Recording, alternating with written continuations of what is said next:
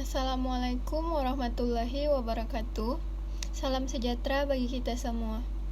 Perkenalkan, nama saya Fauzia Kantan Najia Sofyan dari kelas SKS MIPA.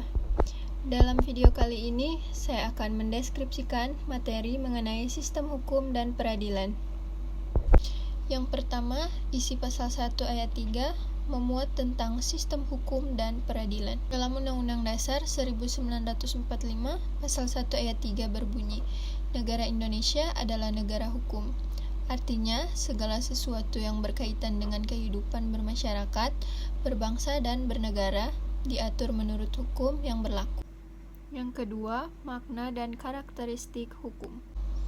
Hukum terdiri dari hakikat hukum, unsur-unsur hukum, dan tugas dari hukum itu sendiri. Hukum bisa dikatakan secara umum adalah peraturan yang mengikat dengan tulisan yang jelas dan sah disepakati bersama oleh pemerintah dan lingkungan masyarakat. Menurut para ahli di bidang hukum, hakikat hukum bisa berbeda-beda tergantung sudut pandang para pakar yang memiliki latar belakang pendidikan yang berlainan.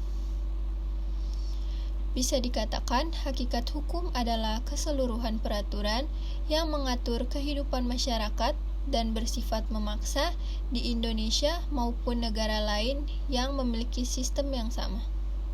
Selanjutnya, unsur-unsur hukum, yaitu yang pertama, peraturan tentang tingkah laku manusia.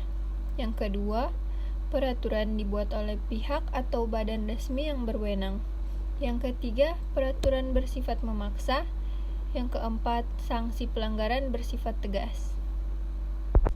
Selanjutnya, tugas-tugas dari hakim itu sendiri, yaitu menjamin adanya kepastian hukum, menjamin keadilan, kebenaran, ketentraman, dan perdamaian, menjaga jangan sampai terjadi perbuatan main hakim sendiri dalam pergaulan masyarakat, menegakkan keadilan, memberikan sanksi kepada orang yang melanggar hukum, mengupayakan peningkatan kapasitas dan kesejahteraan hakim, menjaga dan menegakkan kehormatan, keluhuran, martabat, serta perilaku hakim. Yang ketiga, mendeskripsikan pengertian hukum dari 3 pakar hukum dan jelaskan perbedaan dan persamaan arti hukum ketiga pakar tersebut. Yang pertama, pengertian hukum menurut Plato.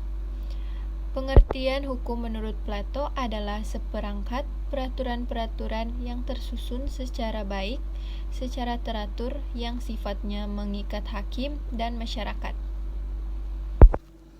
Yang kedua, menurut Profesor Dr. Mokhtar Kusumatmadja, yaitu hukum adalah keseluruhan kaidah serta semua asas yang mengatur pergaulan hidup dalam masyarakat dan bertujuan untuk memelihara ketertiban serta meliputi berbagai lembaga dan proses guna mewujudkan berlakunya kaidah sebagai suatu kenyataan dalam masyarakat.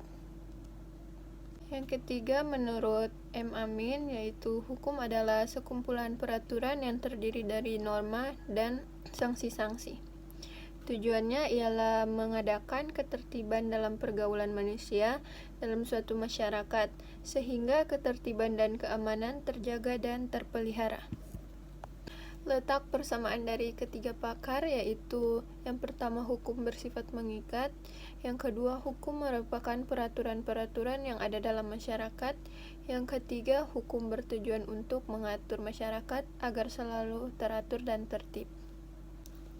Letak perbedaan menurut ketiga pakar yaitu Plato tidak berkata bahwa hukum berasal dari norma yang ada dalam masyarakat, sedangkan M. Amin mengungkapkan bahwa hukum adalah sekumpulan peraturan yang terdiri dari norma dan sanksi-sanksi. Profesor Dr. Mokhtar Kusumatmadja mengungkapkan hukum memerlukan lembaga agar hukum tersebut berjalan dengan baik dalam kehidupan bermasyarakat. Sedangkan Plato dan M. Amin hanya mengungkapkan bahwa hukum bersifat mengikat masyarakat, yang berarti bahwa hukum adalah peraturan yang wajib dipenuhi oleh masyarakat. Arti menurut dari ketiga pakar tersebut yaitu hukum erat kaitannya dengan kehidupan bermasyarakat di suatu negara. Hukum adalah peraturan yang wajib diikuti oleh setiap masyarakat guna tercipta lingkungan yang aman, tertib, dan damai.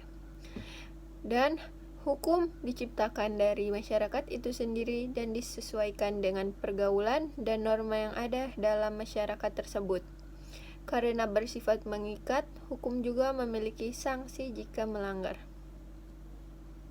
Sekian dari video saya, mohon maaf jika ada kesalahan kata. Wassalamualaikum warahmatullahi wabarakatuh.